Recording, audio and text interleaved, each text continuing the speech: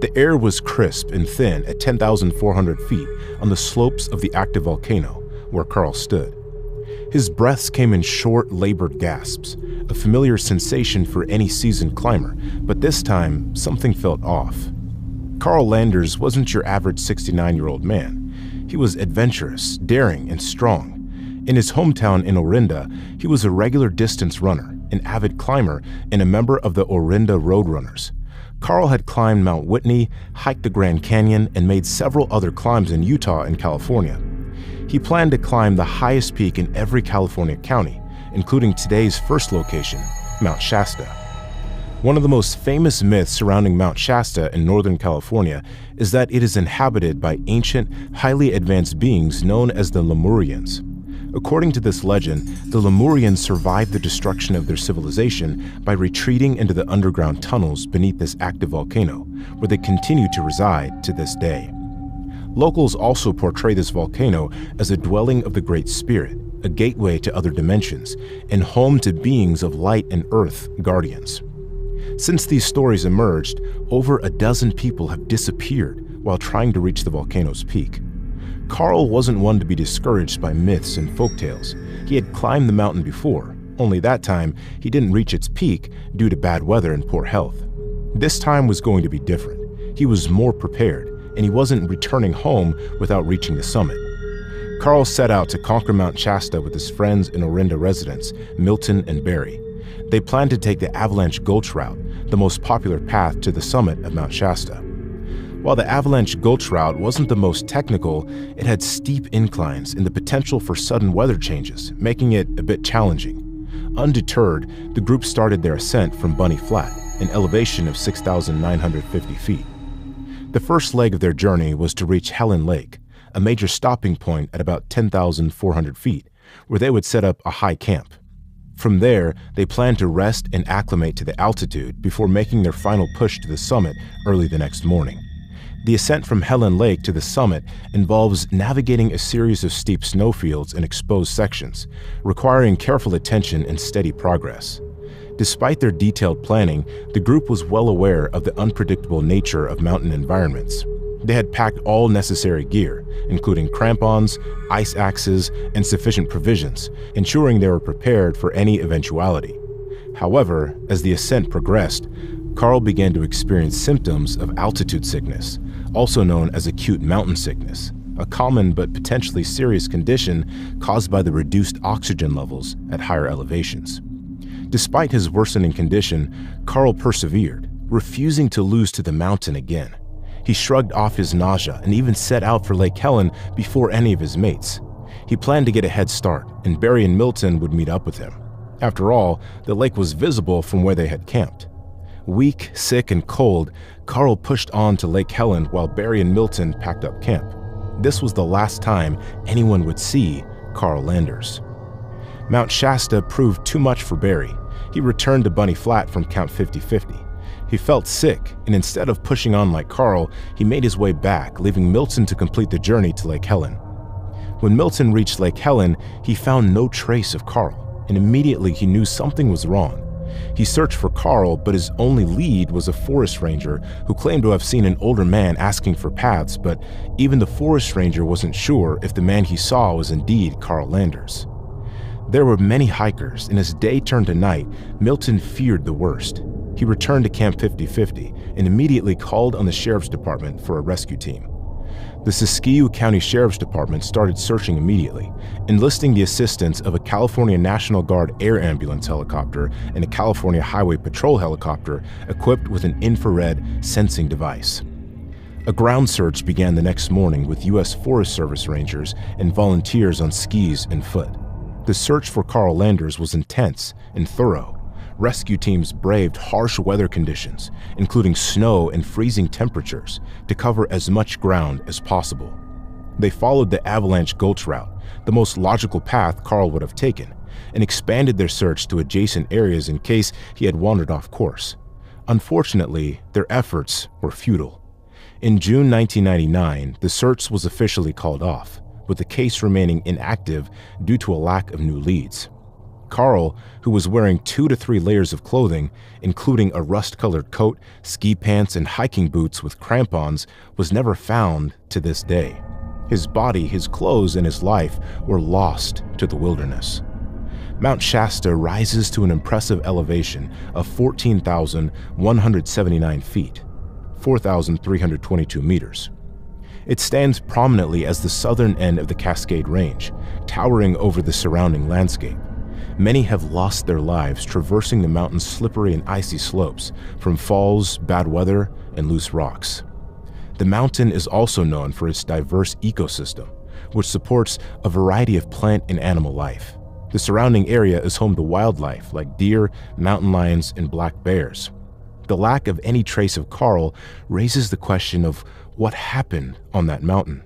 Did someone take advantage of the remote location to commit an undetected crime? Or was it the work of something even more sinister and beyond our understanding?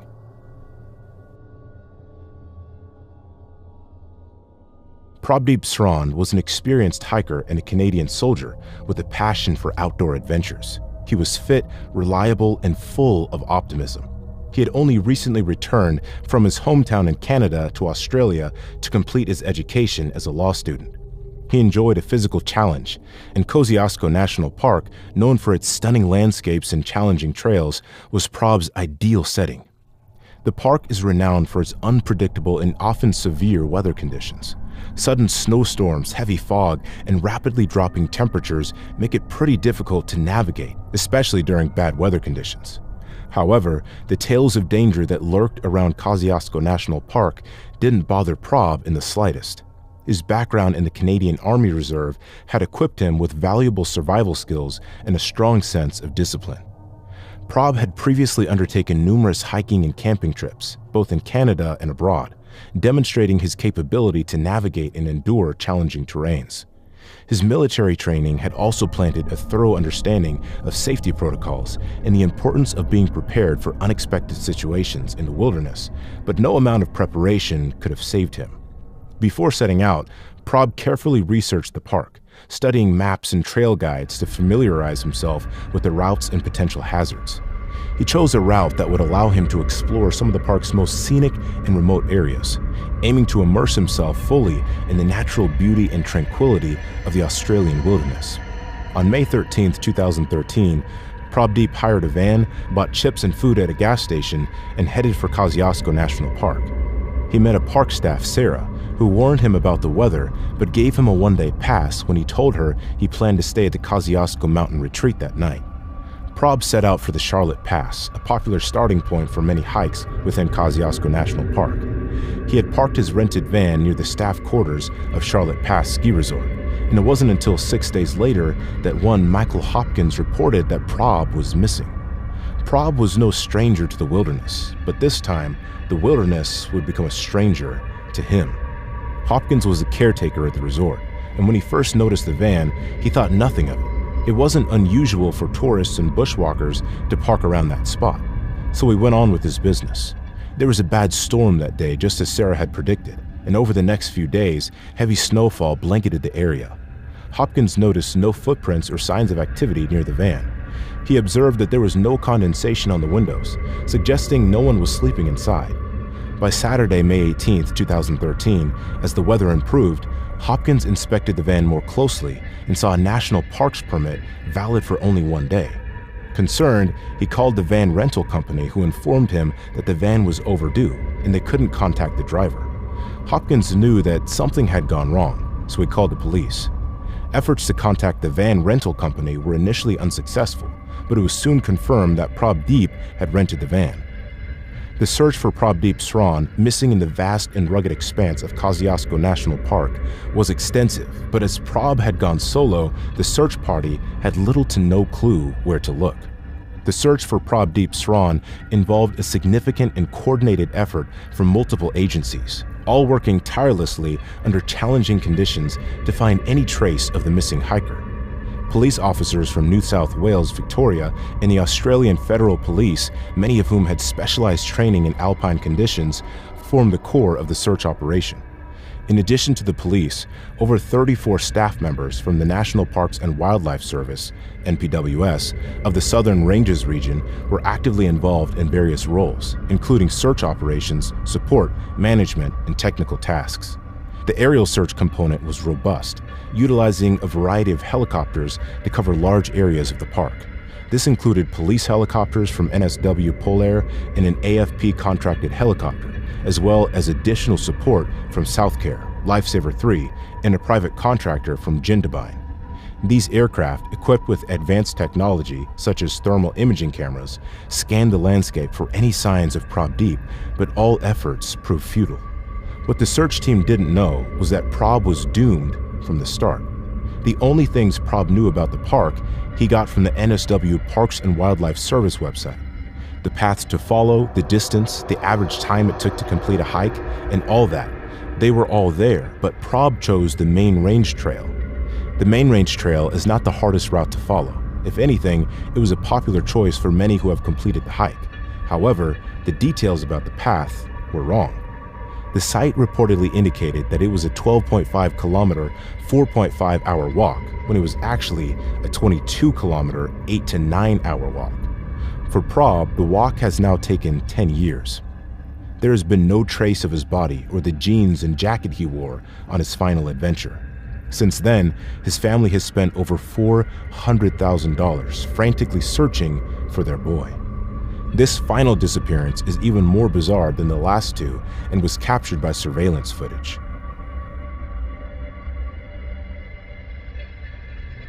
In the summer of 2014, Lars decided to vacation in Bulgaria with a group of close friends.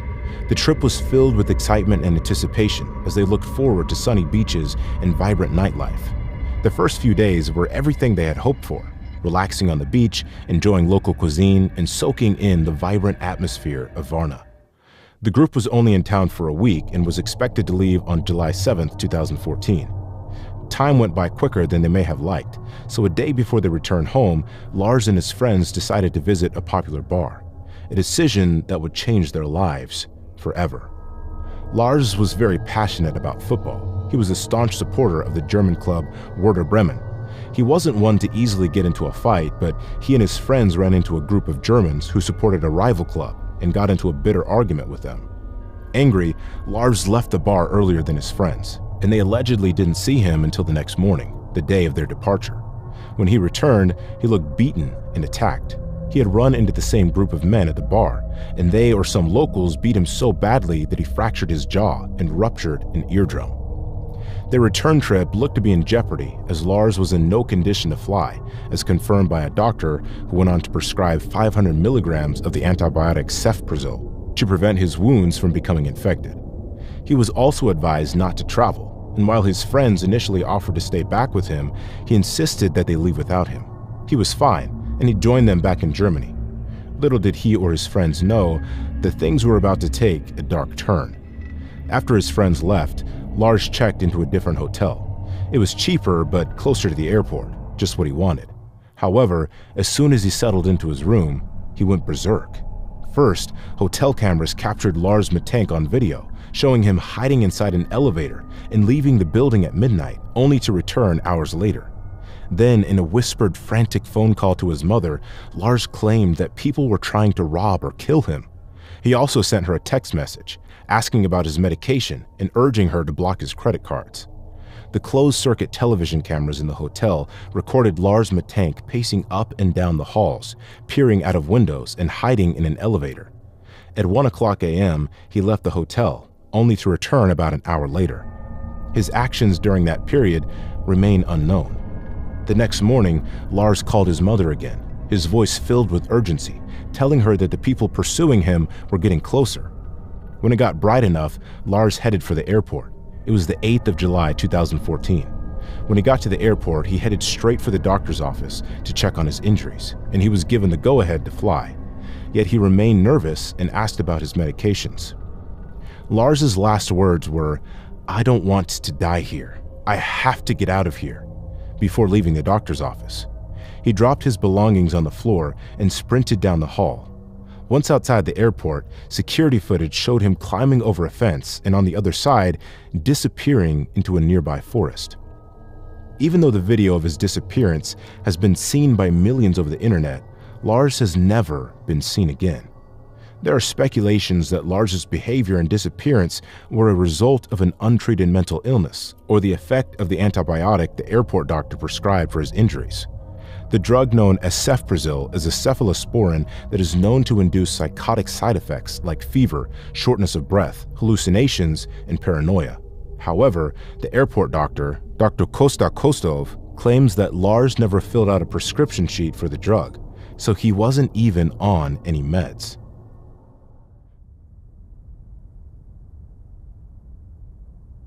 On the evening of May 1st, 2010, Susan Cox Powell, a 28-year-old mother of two, vanished without a trace from her home in West Valley City, Utah.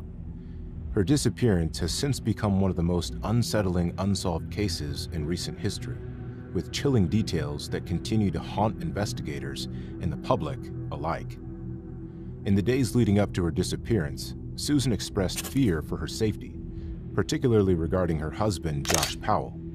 On the night she vanished, Josh claimed he took their sons on an impromptu camping trip in freezing weather, a story that immediately raised suspicions. In the video released by Susan on July 29, 2008, she is recorded to cover all her bases in case anything happens to her or her family. This is me, July 29th, 2008, covering all my bases, making sure that if something happens to me or my family or all of us, that our assets are documented. Hope everything works out and we're all happy and live happily ever after as much as that's possible.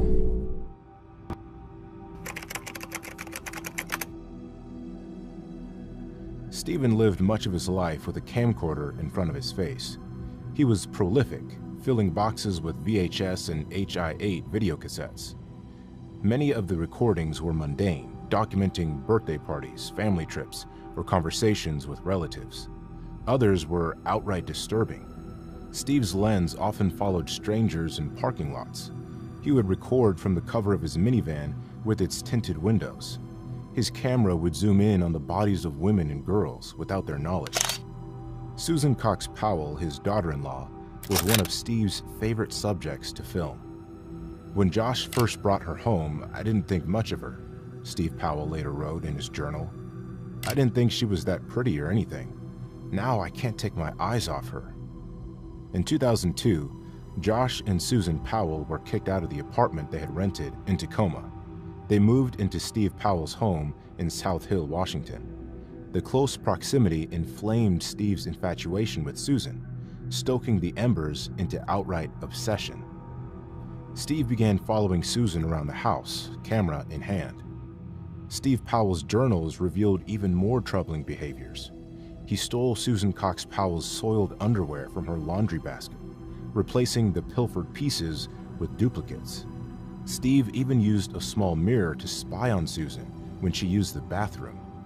Steve collected Susan's soiled hygiene products from the trash, placing them in plastic baggies that he marked with the date.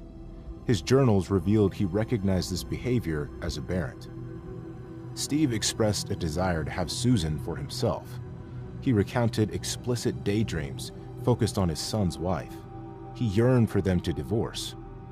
It's very problematic to be madly in love with your son's wife, Steve wrote on February 24, 2003. I am so madly in love with Susan that I would do something desperate to have her.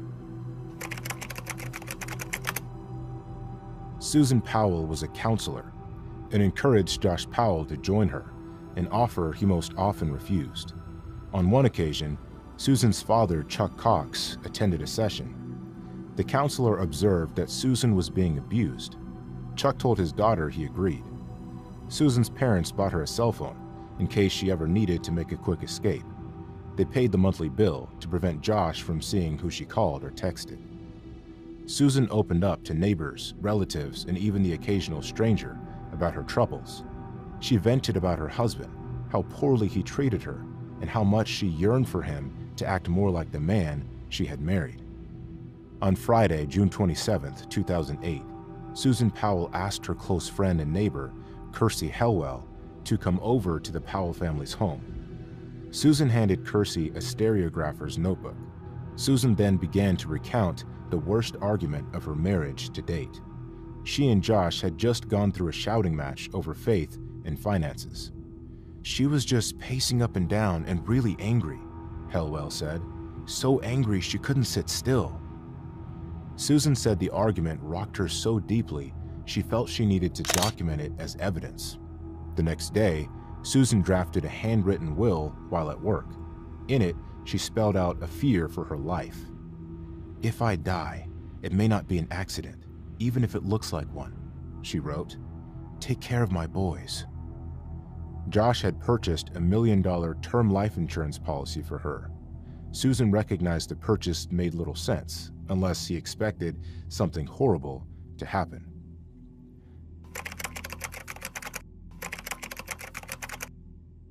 On the way over here, I actually did call my attorneys, and they said I should definitely have an attorney. What's that? I called my attorneys, which is prepaid legal. Okay. And they said that I should definitely have an attorney. If I didn't read you your Miranda rights, have I? That's what they said. Okay. Well, let me ask you this then, okay? Do you feel like you're under arrest? I don't know. I didn't even think it was that. It didn't even sink in yesterday. But I don't know where she's at, and she ain't back yet. Okay. Okay. So you don't know if you don't know if you feel like you're under arrest or not. Josh Powell had gone for an unexpected winter camping trip. When Josh returned home with his two sons on the afternoon of Monday, December 7, 2009, he found a detective waiting for him. Debbie Caldwell, the Powell family's daycare provider, had sounded the alarm that morning when the boys, Charlie and Braden, failed to arrive at her home as scheduled.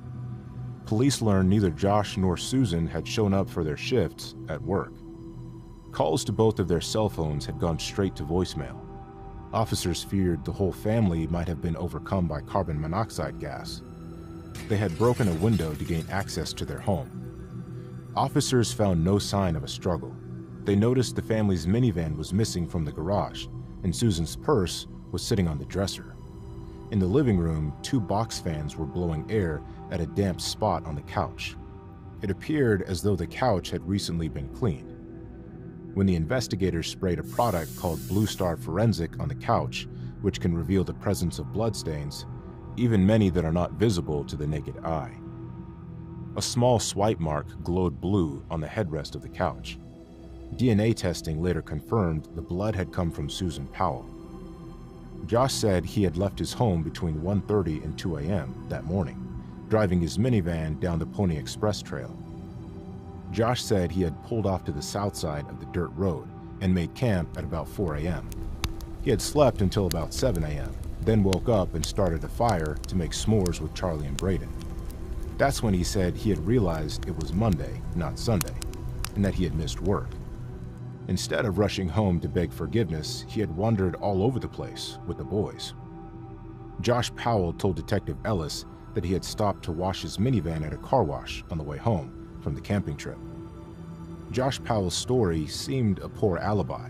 After all, what father takes his 2- and 4-year-old children out of bed at 2 a.m. to go camping in sub-freezing cold? While Josh was getting investigated, another detective had Josh's boys, Charlie and Braden. During a forensic interview, Charlie Powell told another detective that his mom had gone camping with them, but stayed behind in the place with the flowers and pretty crystals. This case took a tragic turn on February 5, 2012, when Josh Powell committed murder-suicide. He had set his house on fire, killing himself and his two sons during a supervised visit. Two little boys in the house, and they're 5 and 7, and there's an adult man. He had supervised visitation, and he blew up the house and the kids. Till this day, investigators continue to search for answers. conducting extensive searches in remote areas where Josh might have disposed of Susan's body, with theories ranging from her body being buried in Utah desert to being hidden in an undisclosed location by Josh before his death. However, no trace of Susan is ever found. And just when you think Susan Powell's case couldn't get any more mysterious, let's dive into another chilling case that will leave you questioning everything.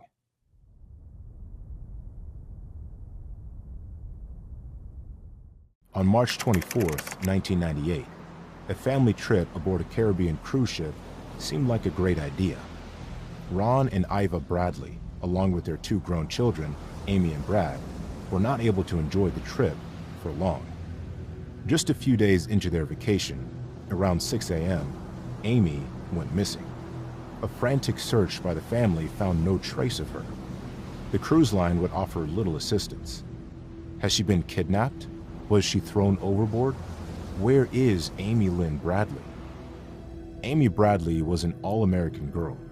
She was pretty, outgoing, and athletic. And even though Amy was a strong swimmer and a trained lifeguard, she was terrified of the open ocean. According to Amy's mother, Iva Bradley, Amy had to be persuaded to join her family on the Caribbean cruise ship, Rhapsody of the Seas. She had just graduated, and this was supposed to be a celebratory vacation. Amy managed to put her fears aside, and at last chose the cruise life that offered plenty of distractions. On their 3rd night at sea, Amy and her brother Brad partied long and hard at the ship's nightclub. Brad retired to the family cabin around 3:35 a.m., which was recorded by the ship's computerized door lock system. 5 minutes later, Amy followed him back, where Brad says he and his sister then sat on the balcony to talk before he went to sleep. Amy's dad, Ron, said he woke up when she came in and said she was going to sleep on the balcony because she hadn't been feeling too well because of the motion of the boat since they had left Aruba that evening. The next time Ron woke up, Brad had gone to bed and Amy was asleep on the balcony. He could see Amy's legs from her hips down. She looked like she was resting comfortably, so he dozed back off to sleep. The balcony door was closed because Ron said if it hadn't been closed, I would have gotten up and closed it. Just 30 minutes later, their dream vacation turned into a nightmare. As Ron said, about 6 o'clock a.m., something woke me up again. I got up, looked out the balcony, and the balcony door was open, about 14 to 16 inches, and Amy wasn't on the deck. And I had a little funny feeling at that time because it was unlike her to be up that early in the morning. According to him, it wasn't typical of Amy's behavior to go somewhere without telling someone.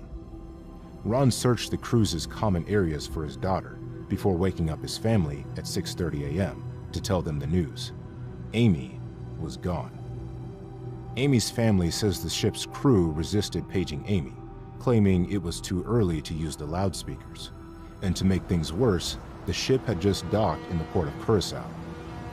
The Bradleys claimed the purser didn't broadcast the first page for Amy until 10 minutes to 8 a.m. By then, Amy's mother said most of the passengers had disembarked for the day. Finally, the captain ordered a search. Officials claimed they combed through all 10 decks, all 999 rooms, and found nothing. A 3-day search of the ocean also failed to turn up any trace of Amy. The official conclusion: Amy may have fallen overboard or even jumped. The Bradleys began to piece together Amy's last hours on board the ship. She left the balcony between 5:30 and 6 o'clock a.m. They know she changed her clothes. They know she took her cigarettes and lighter, but they didn't know where she was going. And then they found a witness. Crystal Roberts said she saw Amy early that morning with the bass player from the ship's band. Others claimed that they had seen the bass player flirting with Amy the night before. Authorities never found any evidence that the bass player was involved with Amy's disappearance. Then, according to Steve Reeves, the editor of a cruise line trade publication, a disturbing new theory emerged. There's rumor and legend surrounding slavery in the Southern Caribbean. It's not uncommon knowledge in the maritime community that young white women are considered to be very desirable to foreign procurers. Amy's mother believed her daughter was a perfect target. To this day, Amy Lynn Bradley's whereabouts remain unknown. However, there have been multiple potential sightings of her in the years since, leading to a belief that on that fateful morning, Amy was taken to be sold into human trafficking. On March 24, 2010, 12 years after her disappearance, Amy Lynn Bradley was declared legally dead. With no verified witnesses and no remains found, the truth is still uncertain. Currently, to this day, the FBI and the Bradley family is offering a huge lump sum of money for any information that could lead to closure in Amy's case and to her safe return. But the mysteries don't end there. Next, let's uncover Maura Murray's spine-chilling disappearance. On February 9, 2004, a nursing student at the University of Massachusetts in Amherst had left campus earlier that day without telling anyone that she was going to New Hampshire. The 21-year-old Maura Murray vanished in Haverhill that evening, and she was never seen again. Born on May 4, 1982, in Massachusetts, Maura Murray was raised in the nearby town of Hanson. She was often described as an overachiever from a young age. 3 months before her disappearance, Maura Murray was arrested for using a stolen credit card number, but that charge was supposed to be dismissed as long as she maintained good behavior for 3 months. And on February 5, 2004, Murray had an emotional phone conversation with her sister Kathleen, who was struggling with addiction and issues with her fiancé. At the time, Murray was at her campus security job and was so distraught by the call that she had to be escorted back to her dorm. This was just 4 days before Murray vanished. Murray's father, Fred, traveled to Amherst on February 7, 2004. He said that he went car shopping with his daughter and went to dinner with her before he went back to his motel. He then lent Murray his car so she could drive back to her dorm for a party that night. But on her way back in the wee hours of the next morning, she crashed her father's car into a guardrail. Though Murray was unharmed, the car was seriously damaged. However, Fred soon found out that his insurance would cover the cost of repairs as long as Murray picked up the proper forms from the Registry of Motor Vehicles. But the next morning, on February 9, 2004, everything changed. Murray emailed her professors to say that she would be taking a week off due to a death in the family. Her relatives later said there was no death. She also emailed her boyfriend, Bill Rausch. "I love you more, stud. I got your messages, but honestly, I didn't feel like talking to much of anyone. I promised to call you today, though. Love you, Maura." Murray called the owner of a condo in Bartlett, New Hampshire, where she had stayed before with her family, but she didn't reserve a room. She also called a booking hotline for hotels in Stowe, Vermont, but again, did not reserve a room. By that point, she had also used the internet to look up directions to Burlington, Vermont. It's unclear what her planned destination was meant to be, because she didn't tell anyone where she was going.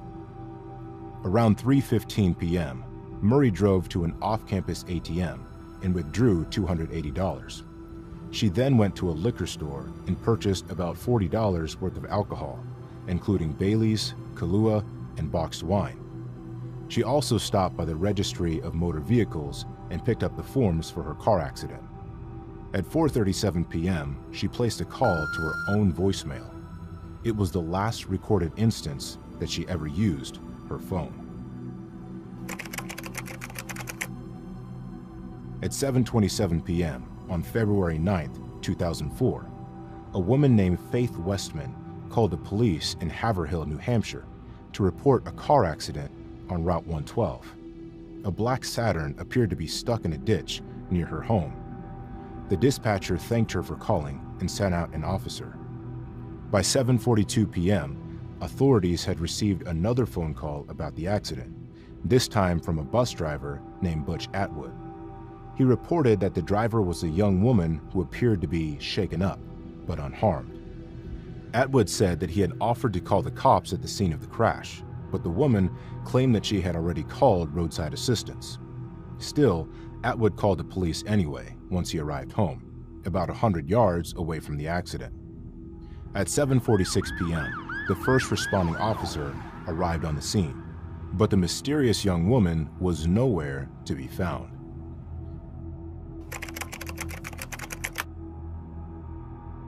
The first officer on the scene found a damaged car, but no driver. The vehicle was locked and the airbags had been deployed. The cop who wrote up the report said, "Evidence at the scene indicated the vehicle had been eastbound and had gone off the roadway, struck some trees, spun around, and came to a rest facing the wrong way in the eastbound lane." The officer continued, "In plain sight behind the driver's seat of the vehicle, I could see a box of Franzia wine. I could also see red liquid on the driver's side door and ceiling of the car. In addition, the cop discovered a Coke bottle that contained a red liquid with a strong alcoholic odor. And there were also printed MapQuest directions to Burlington, Vermont. There were no obvious signs of foul play, and there were no footprints in the snow that led into the nearby woods. So the officer first asked Atwood, the last known person to speak with Murray, to give him a hand with the search. Eventually, a state trooper showed up, followed by firefighters in an emergency medical service. While they began combing the area west of the scene, it's believed that no one went east during the initial search. This was one of many things that Murray's father, Fred, who was only informed about his missing daughter 24 hours after the crash, would criticize about how the police handled the search. Police also believe that Murray may have been trying to kill herself, and even put out a press release 2 days after she first went missing that she was possibly suicidal. Her father has denied this suggestion. She was in good spirits and had no worries or reason to run away from her life. A search of her dorm room revealed that she had packed up most of her belongings into boxes before she left. Atop one of the boxes was a printed email to her boyfriend, which detailed problems in their relationship. While Murray had left some of her belongings in her car, a few key items were missing, including her cell phone and backpack. However, her phone was never used again. Any bank account associated with her has remained dormant. And ever since Maura Murray's disappearance in 2004, only alleged sightings, dead ends, and speculative theories have emerged. But for all the theories, we are no closer to finding out what happened to Maura Murray today than we were nearly 2 decades ago.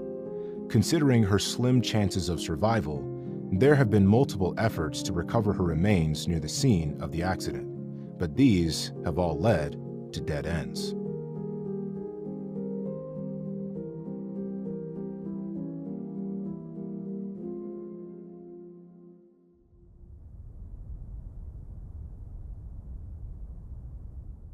On Christmas Eve of the year 1945 in Fayetteville, West Virginia, the Sauter family home was full of joy and celebration as they celebrated the night before Christmas. But things were about to change for them. On Christmas Eve, in the wee hours of that day, a fire tragedy struck the Sauter home. George and Jenny Sauter, with 4 of their children, George Jr., John, Marion, and Sylvia, successfully managed to escape. But 5 of them, Maurice, 14, Martha, 12, Louis, 10, Jenny Irene, 8, and Betty, 5, were believed to have fallen to the worst expected fate because they were never seen again. On that unfortunate night, the fire seemed to have started from George's office at about 1 a.m. Jenny woke up to the smell of something burning and quickly sprung into action to try to locate the cause. Upon reaching the source, she saw her husband's office ablaze, and she could not reach the telephone. Jenny quickly woke her elder daughter, Marion, who had fallen asleep on the couch, to wake up her siblings and get them safely outside. Marion, Silva, and the 2 brothers, John and George Jr., managed to escape. However, their father noticed his other 5 children missing, and he quickly tried to go back in the house to rescue them. George attempted to save them by shattering a window and slashing a slice of flesh off his arm. He couldn't see anything through the smoke and flames that had engulfed almost everything in their wake: the kitchen, the office, in his and Jenny's bedroom. When George tried to go to the attic where his children were, he found the stairs engulfed in flames. George hurried his way out, and with the help of his son John, they tried to use their truck to somehow reach the upper floor, but this attempt was not successful. Marion quickly ran to the nearest neighbor's house to contact the Fayetteville Fire Department, but received no response from the operator. When all the effort to contact the fire department went in vain, the neighbor decided to drive to the town and track down the fire chief, F.J. Morris. The fire department was just 2.5 miles away, but the crew arrived around 8 a.m., by which time the Sodders' house had been reduced to a burning pile of ash. And in the end, the Sodder family could do nothing but watch as the flames engulfed their house and only the foundations remained. Later on, many searches were conducted, yet they could not find any bones or remains of the children in the ashes. The searches concluded that the fire had entirely incinerated their bodies, but the Sodders did not accept this. Following this tragic event, George and Jenny saw several rather eerie events. The telephone wire had been severed, a barrel that was generally placed by the house was gone, and a woman said she saw the children driving by in a car. These odds added up in the minds of the Sodders, and they suspected that their children could have been kidnapped. Frustrated, George and Jenny put up a billboard appealing for information with a considerate amount of money, being promised to whoever was willing to help. They also employed detectives, but the mystery was taken to the next level. Informants placed the children at different places, though these leads did not produce any fruitful result. Experts also cited the reports from some relatives that they saw the children with some unknown individuals, further supporting the family's idea of kidnap. Later on, after several investigations, more alarming facts continued to build up. Jenny reported that before the fire had started, she had come across some strange occurrences. Around midnight, she heard the telephone ring. Upon picking it up, she couldn't make out what the other person was saying and wanted to speak to someone who wasn't even a part of their family. Jenny excused herself, saying that the caller had the wrong number, but the caller just laughed and hung up the phone. Later at night, she heard thumps on the roof just before the fire started. The neighbors exclaimed that they had seen fireballs being thrown on the rooftop, which were later discovered to be pineapple bombs, which were used in warfare and could have been the source of the fire. Yet the police were adamant that the fire had started from the severed telephone line. Many theories have arisen following this incident. Some people believe that someone had consciously started the arson and it was not an accident. Other theories surfaced, including the mafia and child trafficking, but no solid evidence has ever been provided. The strange part of the story is that for a long while, people continued to report the sightings of children in different areas, but the searches led to a cold end. 20 years after the accident, another strange event took place. Jenny received an email, solemnly addressed to her. It was postmarked in Kentucky without any return address. Inside the envelope, she found a picture of a man in his mid-20s. On the back of the photo, a handwritten note read, "Louis Sodder, I love Brother Frankie. I lil boys, A90132 or 35. Both the parents couldn't ignore the likeness to their son Louis, who was 9 at the time of the fire. Aside from the obvious resemblance, they shared the same straight, strong nose and upward tilt of the left brow. They once again engaged a private detective and dispatched him to Kentucky, yet they never heard from him again. The truth about this incident was never found, but the story left a haunting impact on the Sodders and its listeners. Was this all planned? Was the fire started deliberately to take revenge on the Sodders? No one seems to have answers or proof to these questions till date.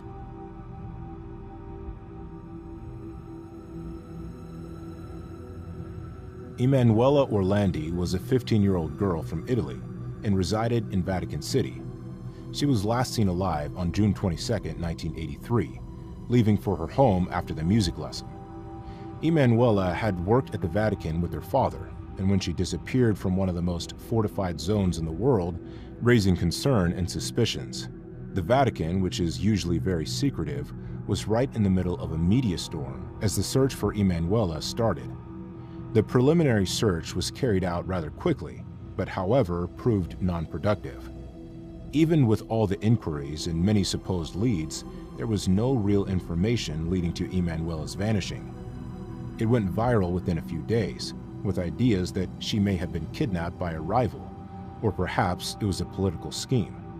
Some people suggested that Emanuela disappeared in the framework of a political operation, similar to when Mehmet Ali Agca attempted to assassinate Pope John Paul II in 1981. On the final day anyone saw her, Orlandi contacted her sister after music class to inform her that an Avon Cosmetics representative had offered her a job. When Orlandi did not come home the next day, her parents contacted the instructor from her class and the police. Her inexplicable disappearance was reported as a missing person case that day.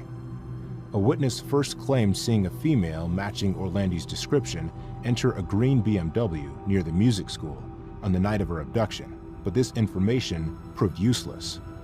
Shortly after this disturbing revelation was revealed, the Orlandis got an ominous phone call promising to return the daughter, provided the Vatican freed Mehmet Ali Agca, a Turkish man imprisoned for attempting to murder the Pope 2 years previously. Unfortunately, such development also proved unsuccessful.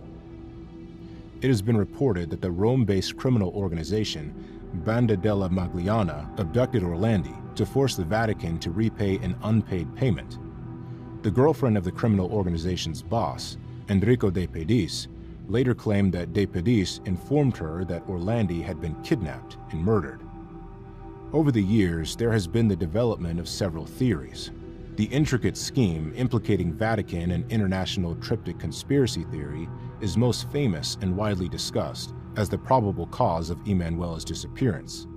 Some people think that she probably has been a victim of a more targeted crime, which could possibly have been committed by those who are within the Holy City of Vatican.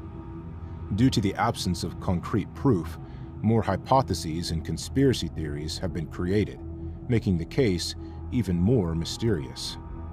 The most extreme hypotheses, however, hold that the Vatican, local police, and prominent politicians kidnapped Orlandi and forced her into sexual service. At least, that is what Vatican's leading exorcist, Father Gabriel Amorth, believes. Amorth was appointed by Pope John Paul II. Amorth argued that the crime had a sexual purpose and that the parties were planned, with the Vatican gendarmerie serving as the recruiter of the girls. The network included diplomats from a foreign embassy in the Holy See. He feels Emanuela became an innocent victim of this circle. That is why recently and even now we see new information on this topic, and the interest in the fate of Emanuela has grown again. In 2018, the Vatican opened its archives, and in a tomb within Vatican City, some bones were found, which, however, were not confirmed to be of Emanuela. Thus, the controversy continues to this present day, because the Vatican and some other governments are still to come out with clear findings. The theories about the Vatican involvement are numerous and complex, with no definitive evidence linking any specific groups to her disappearance.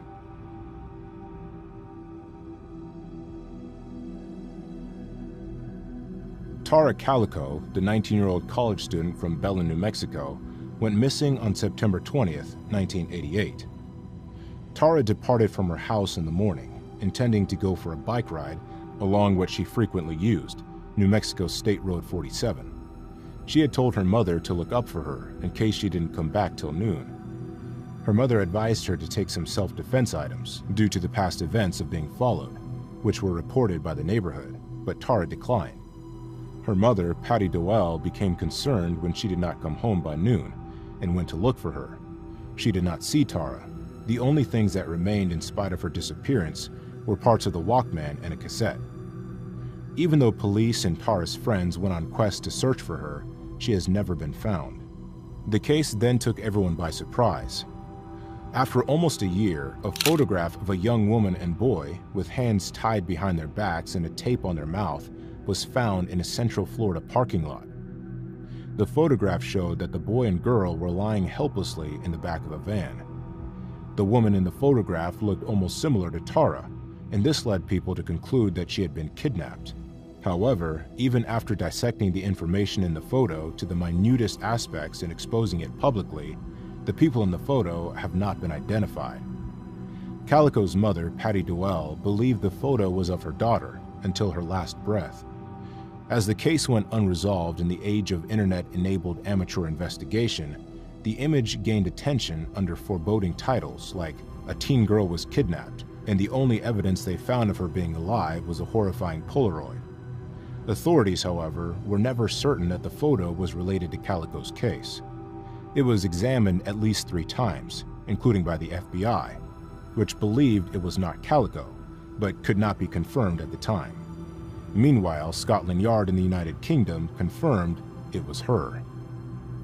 According to Lieutenant Rowland, the lead investigator, Calico went missing within a 20-minute window from when witnesses saw her on the road to when her mother went looking for her. Witnesses reported seeing Calico on her bike, but being closely followed by a light-colored old 1950s Ford truck with a camper shell and New Mexico plates.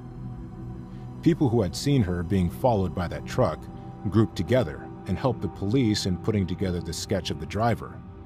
The driver was believed to be in his late 30s or 40s in 1988. It described a white or light-skinned man with red or brown hair. However, to this day, neither that driver or the van has been spotted. The motor vehicle in the photo was identified as a van, and information about numerous vehicles began to stream in. However, answers were not as helpful. Calico's family came forward soon, claiming the girl in the photo resembled their lost daughter. Another New Mexico family felt the same way about the little kid, believing it was their missing son, 9-year-old Michael Henley. Later on, Lieutenant Rowland confirmed remains of the boy suspected to be Michael Henley, seen in photograph along with Calico, 2 years later that he had died of exposure in Zuni Mountains. Rowland said that further investigation called into doubt what the Polaroid actually portrayed. For example, the young woman's hands did not appear to be securely bound together, and her shoulders do not appear tense, as they would if her bindings were severe. Rowland noted that there was no redness surrounding the tape in the children's lips, indicating that the tape had not been on their mouths for a lengthy amount of time. To this day, neither the boy nor the girl in the photo have been properly recognized. For the years, there have been so many theories and leads in an attempt to explain what really happened to Tara, but all in vain. Some think she was knocked down by a vehicle, and the incident concealed by those implicated in the act. Some people are forced to theorize that she was kidnapped by strangers and taken to a different and unknown region. The case has had a number of different opinions. However, to date, and despite this, no resolution of the case has been made, and there's no physical evidence. Later on in 2008, the case was reopened by Esquibel, who was a former classmate of Tara and a filmmaker. She wanted to keep the story of Tara forefront, which led her to make a podcast called Vanished, with the aim to help law enforcement. Luckily, the podcast helped. People started coming in and leaving tips and hints, which gathered quite a lot of information the authorities had either skipped or didn't take into consideration. Following this, one of the previous investigators, Flores, brought in some new information. According to investigator Flores, additional investigative papers have been lost throughout the years. He stated that this includes evidence in instances he believes were linked, such as a narcotics ring he was investigating soon before Tara's disappearance at the Rio Communities Motel. He stated that they discovered a vehicle and a luggage with telephone wire, hinting it had been used to tie up someone. Flores also reported how the department casually answered his question when he asked what they had done with the suitcase. They replied, "Oh, we destroyed it." It was possible that they could have found some forensic evidence in it. Even after all these years, he wonders if it was linked. The hotel was close to Tara's final known location. This prompted the people to conclude that the department was corrupt. As for the family, Tara's family has remained very aggressive in their search for the truth. Patty, the mother, believed in the likelihood of Tara being alive and went searching for every lead she came across. This determination still drives the attempts to solve the case even after the death of Patty in 2006.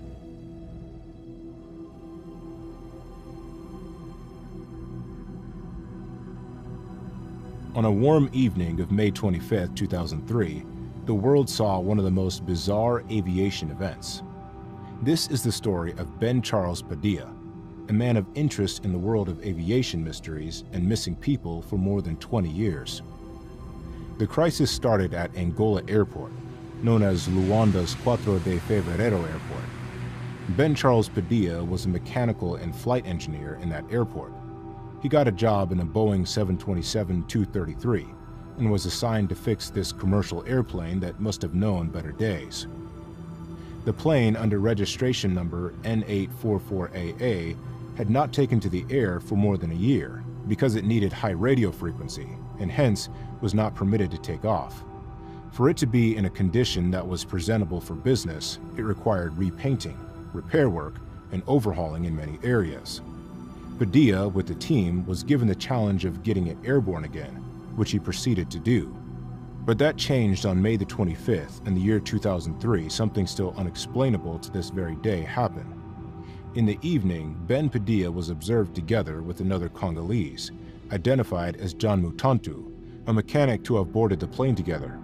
A few minutes later, by some strange occurrence, the plane's engine roared to life, something that was done without following the necessary procedural requirements. This gigantic jetliner started moving on the runway.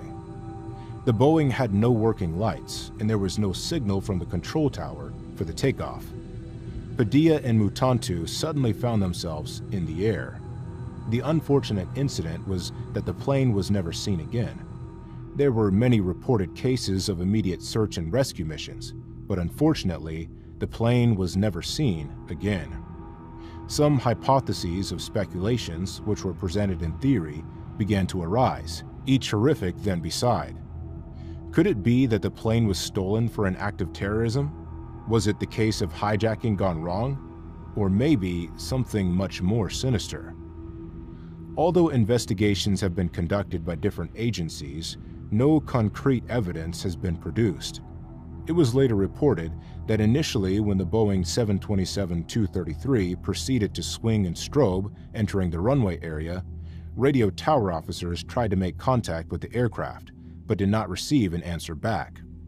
Just before takeoff, the aircraft was refueled and now carried 14,000 gallons of jet fuel, giving it a flying range of about 1,500 miles. It could only get so far.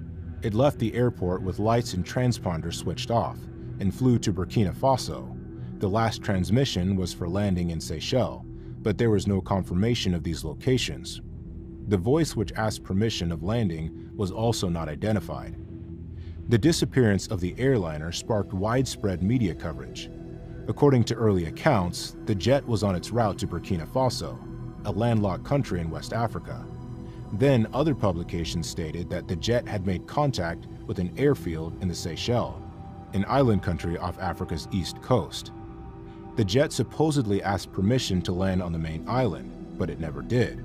However, Seychelles officials denied that they had heard anything from the missing 727. In either case, the jet would have needed to refuel somewhere on Africa's continent before arriving at either destination.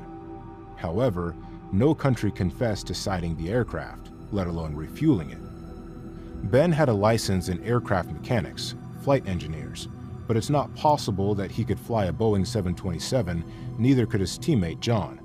Furthermore, to fly, 3 people are needed to operate the plane, but only 2 people were present at that time.